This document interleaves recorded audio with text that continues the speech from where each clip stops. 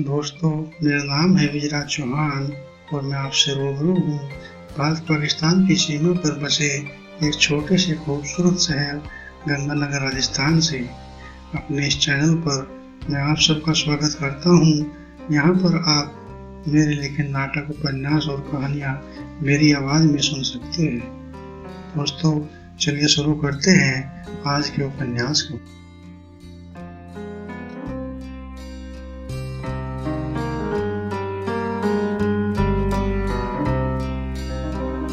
अचानक ही हरिया के कंधे को हिलाती है। हरिया को जैसे किसी ने कच्ची नींद से जगा दिया हो। वह अपनी आंखें पोंछता है और चारों तरफ देखता है।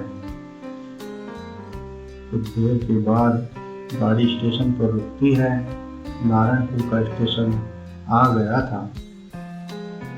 हरिया गठरी को सिर पर उठाता है और नीचे उतरता है। रेलगाड़ी चली जाती है। स्टेशन पर हरिया और पारो के सिवाय कोई और न था।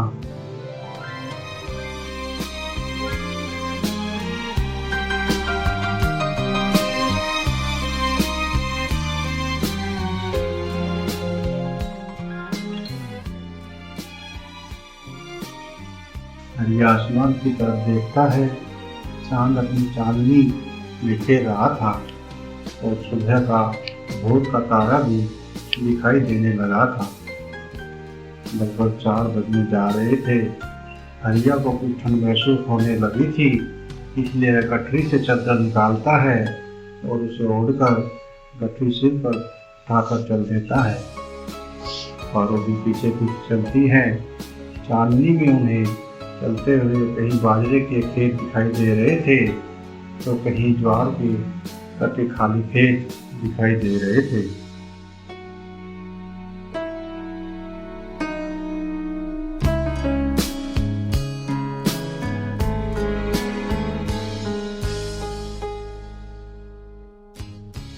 थोड़ी देर में वह अपने आंगन में पहुंचता है। इस समय आंगन में लगा नीम का पेड़ काफी बड़ा हो गया था। एक कोने में ईंट का एक पक्का कोठा था। हरिया किवाड़ को खोलता है। अंदर एक ढीला चारपाई पड़ी थी। वह गठरी को उस पर रख देता है। गठरी से कपड़े निकाल कर वह चारपाई पर बिछा देता है। पारो और बच्चा दोनों चारपाई पर लेट जाकर सो जाते हैं।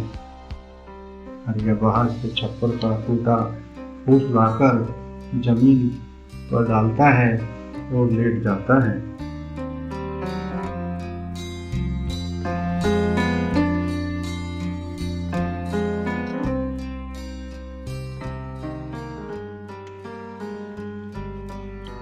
दूसरी तरफ सुबह होती है तो सूरज काफी ऊपर चढ़ चुका था। अपनी आंखें खुलती है तो वह दवाइयाँ लेते हुए बिस्तर से उठती है और अपने खुले बालों का जूड़ा बनाते हुए बच्चे के पालने के पास जाती है। लेकिन पालने में लेटे एक बच्चे को देखकर उसका शरीर कांप जाता है। वह जोर से चीखती है और दौड़कर सीढ़ियों से नीचे उतरती है। इस समय उसका दिल जोर जोर से धड़क रहा था। ठंड होने के बावजूद भी उसके शरीर से पसीना छूट रहा था।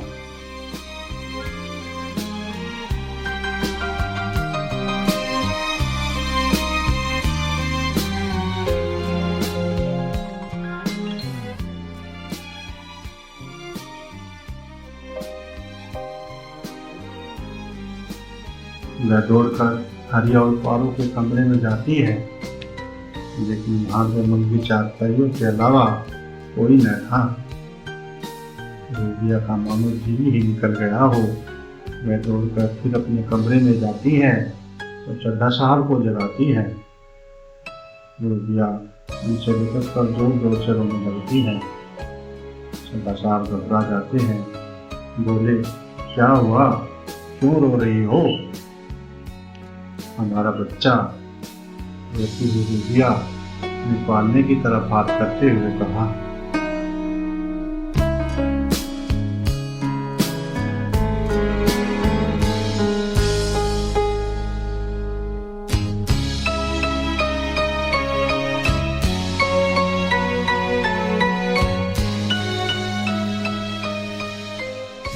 क्या हुआ हमारे बच्चों को?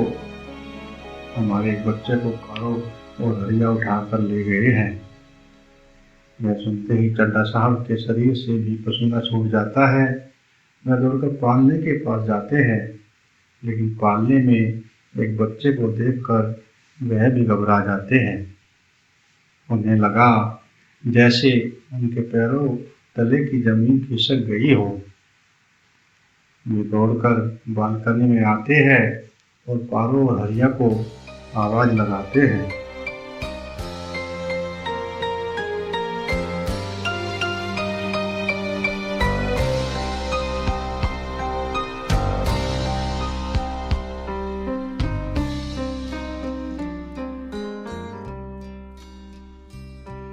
लेकिन रूबिया की तरह से वे भी निरुत्तर होकर लौट आते हैं। रूबिया का रोते हुए बुरा हाल हुआ जा रहा था। वह रूबिया को अपने सीने से लगा लेते हैं। उनकी आंखें भी भर आई थी।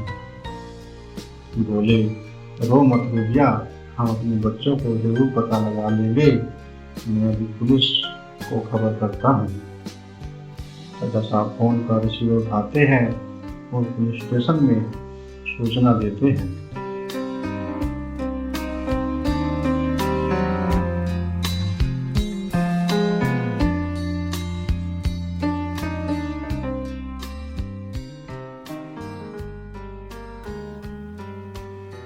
कुछ देर बाद पुलिस की गाड़ी आकर रुकती है और अंदर से 2 सिपाही और एक इंस्पेक्टर साहब उतरते हैं।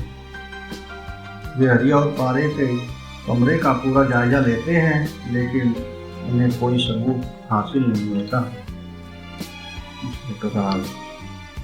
चड्ढा साहब, वे दोनों आपके यहाँ कितने दिनों से रह रहे थे?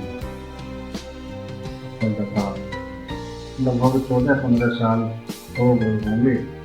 मेरे पिताजी ने ही हमें रखा था।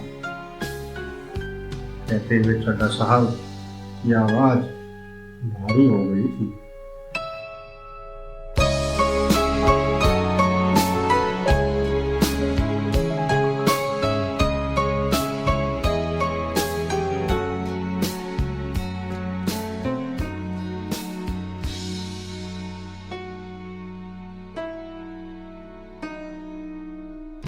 आपके पास उनका कोई पता है? वो कहाँ के रहने वाले थे? जी नहीं। क्या वे कभी अपने घर भी जाते थे? जी नहीं चड्ढा साहब। इससे पहले कोई घटना उन्होंने की हो? नहीं चड्ढा साहब, ऐसा कभी कुछ नहीं हुआ। अच्छा, ठीक है, हम शहर में अपने आदमियों से उनका पता लगाने की कोशिश करते हैं। जैसे भी कोई सूचना मिलेगी हम आपको इत्तला करेंगे। 10-12 दिन बीत जाते हैं, लेकिन बच्चे का कोई पता नहीं चलता।